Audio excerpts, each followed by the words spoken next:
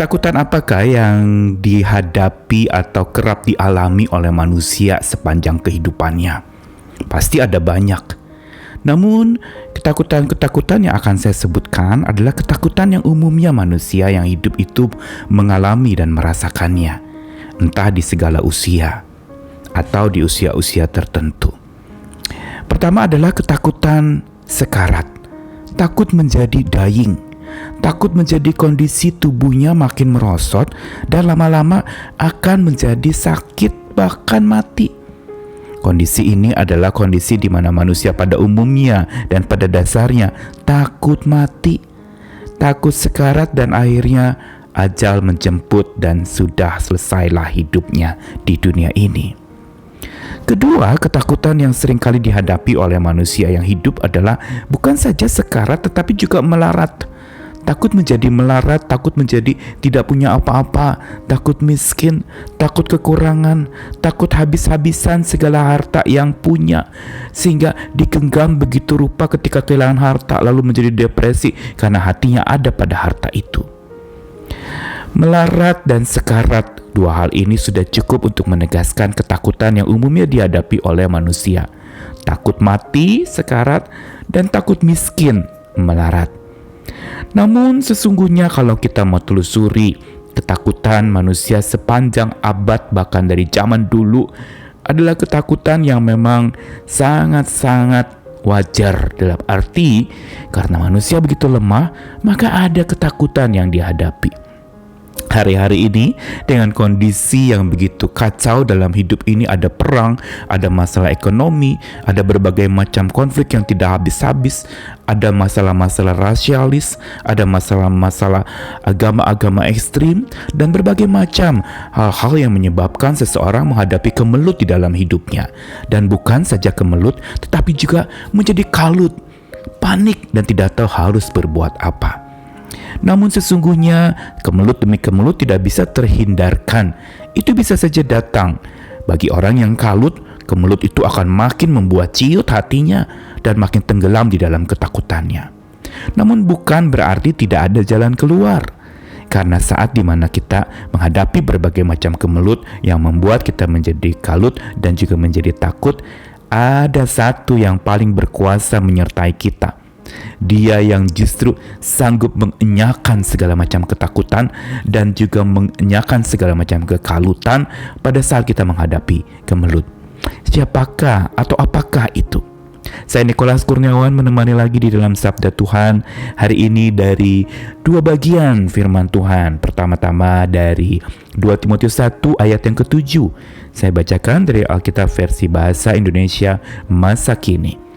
Sebab roh yang Allah berikan kepada kita bukanlah roh yang membuat kita jadi penakut. Sebaliknya roh Allah itu membuat kita menjadi kuat, penuh dengan kasih, dan dapat menahan diri.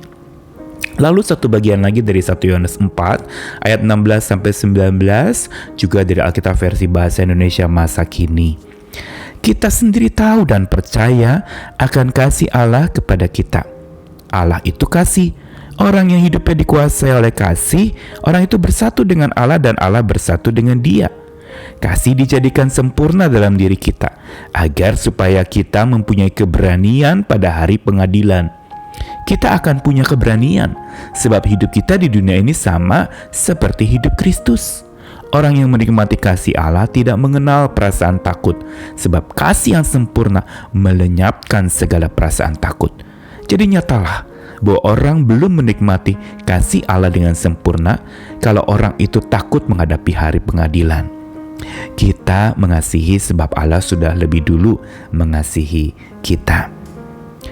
Dua bagian sabda Tuhan ini diucapkan pertama-tama dalam surat Timotius, dikatakan oleh Paulus kepada anak rohaninya bernama Timotius yang seringkali menjadi pribadi yang begitu penakut, takut melakukan ini, takut menghadapi ini, dan berbagai macam ketakutan memenuhi pikirannya, sehingga itu menyebabkan dia tidak maju dan dia tenggelam di dalam ketakutannya itu. Sehingga Paulus mengingatkan dan mengatakan, Tuhan tidak memberikan kepada kita roh ketakutan, tetapi roh yang membuat kita justru menjadi kuat, penuh kasih, dan dapat menguasai diri.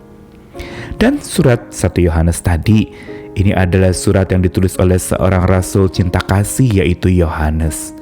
Yohanes adalah murid Tuhan Yesus yang ketika menuliskannya, dia tentu saja diliputi oleh kasih Tuhan, sehingga kata-kata kasih itu memenuhi ayat-ayat yang ditulisnya. Dan dalam 1 Yohanes 4 tadi dikatakan bahwa kita tahu dan percaya akan kasih Allah kepada kita. Inilah sebenarnya awal mula dan cikal bakal untuk kita bisa sanggup menghadapi segala macam kemelut tanpa takut, yaitu tahu dan percaya kasih Allah. Karena Allah itu kasih. Kasih di mata Allah bukan sekedar tindakannya, tapi dia sendiri adalah sosok yang penuh kasih. Bahkan keberadaan dia menandakan dia kasih. Dia ada buat kita walaupun tanpa berbuat apa-apa. Kasihnya itu akan membuat kita tersemangati lagi, berani menghadapi tantangan. Kenapa?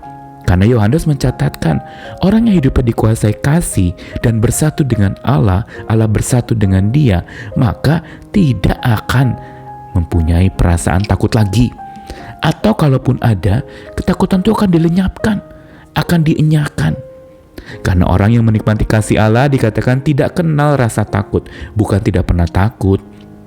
Tetapi takut itu tidak mendominasinya. Takut itu tidak mencengkeram dan menguasainya. Tapi kasih Tuhan memberikan kepadanya ketentraman.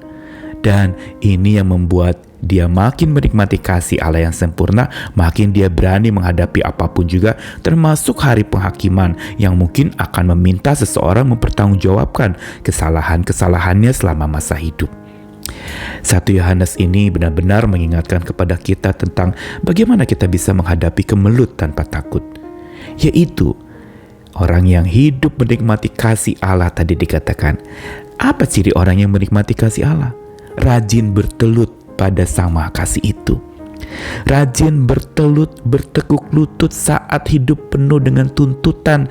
Dia punya keberlututan yang makin dalam, kebertelutan yang makin kuat kepada Tuhan. Dan karena dia rajin bertelut, maka hatinya diliputi oleh cinta Tuhan. Ini yang menyebabkan dia bisa tegap berdiri menghadapi kemelut tanpa takut. Rahasianya ada di dalam kebertelutannya dan hati yang diliputi cinta Tuhan. Karenanya pada saat dimana kita menghadapi kemelut atau kita kalut, kita menjadi takut, datang kepada Tuhan yang sanggup mengenyahkan segala macam ketakutan kita dengan cinta kasih-Nya yang tercurah. Karena kala cinta kasih tercurah, ketakutan pun akan enyah, pergi menyingkir. Ketika cinta Allah itu hadir, maka ketakutan akan pergi menyingkir dan tidak berani lagi mendekati kita. Tuhan mengasihi kita. Ayo hadapi segala macam kemelut. Jangan kalut, tapi berlutut kepada Tuhan. Jangan takut, tapi terus memberi diri diliputi oleh cinta Tuhan. Selamat berjuang, dan kasih-Nya memelihara kita, memberanikan kita hadapi hari esok yang penuh tantangan, bahkan serba tidak pasti ini. Tuhan penuh cinta untuk kita semua. Amin.